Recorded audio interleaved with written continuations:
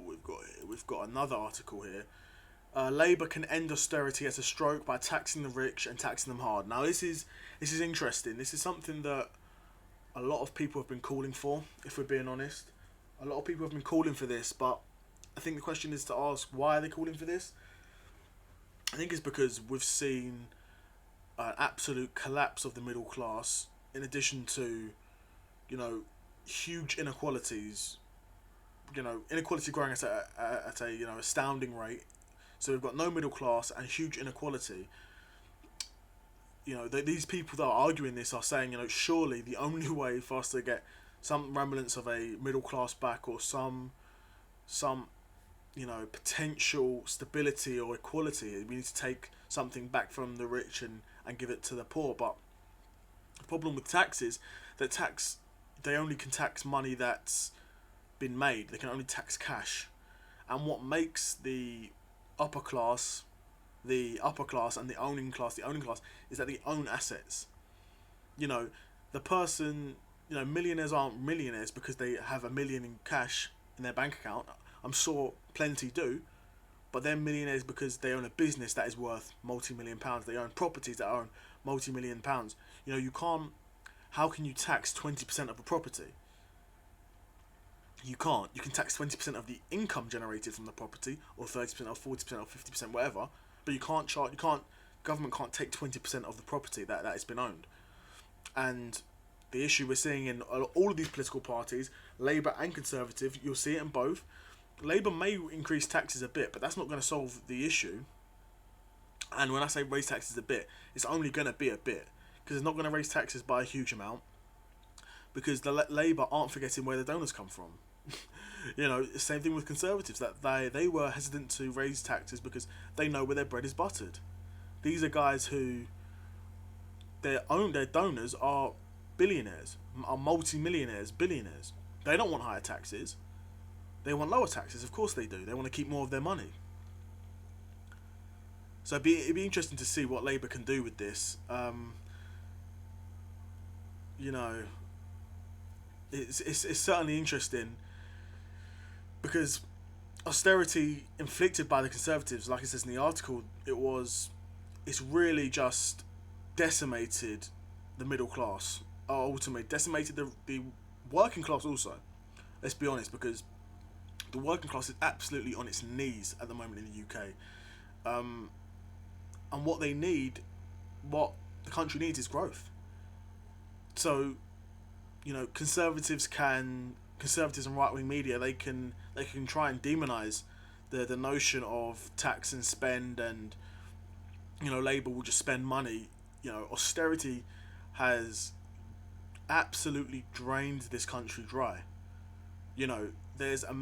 And that's why we're in the position of where we need to spend so much money, because we haven't seen the growth we've needed for this past decade. We haven't seen that growth. We haven't seen that investment. We haven't seen that return on investment also. I think that's really something that, to be honest, arguments on both sides really seem to miss the return on investment part of the public investment. They speak about public investment almost as if it's a burden on them. That this is a burden I will bear. No, public investment is investment nonetheless. You expect to receive a return on investment. A better NHS means more jobs. It means a healthier workforce and a healthier country, which on long terms mean a country full of people that are able to further contribute. Same thing with schools. More schools, better schools, means a more educated potential workforce, which means they can push innovation, push technology, push limits, get high-paying jobs, create opportunities for other people, start businesses, and then create those opportunities for other people. And in return, like I said, a more educated workforce, a more skilled workforce, a more prepared workforce. And like we said, same thing, local authorities, invest in local authorities. Get them to involve themselves in community projects, employ more people, pay those people more money, etc., etc. Social housing, create these, social housing will create, of course, the opportunity for the construction industry, because you're seeing big sites being built that provides more opportunity for them. very important. Social housing, of course, providing affordable housing for people, and housing that is truly affordable, not, oh, it's 500 grand for a 2 bed flat, but to the market it's affordable. No, affordable means you see the average wage and you base the house prices off that. Not you, but you don't base house markets off the. If you're private, of course, you base your house markets off the market, of course. But if you're a government whose aim isn't to make as much money as possible, but his aim is to house its citizens and give them stable, affordable, housing that they can put down their roots and not have to worry about necessarily having a mortgage. That's also a part of the public investment, the return on investment. But yeah, we've seen it. It's bad in London. I'm from London. I live in London. It's bad in London, of course it is. But I can only imagine what it's like in other parts of this country. Up north and Midlands, I can imagine those places have really felt the impact from austerity that's been inflicted on us by the Conservatives. But towards the end of the Conservative run, they had this whole levelling up project.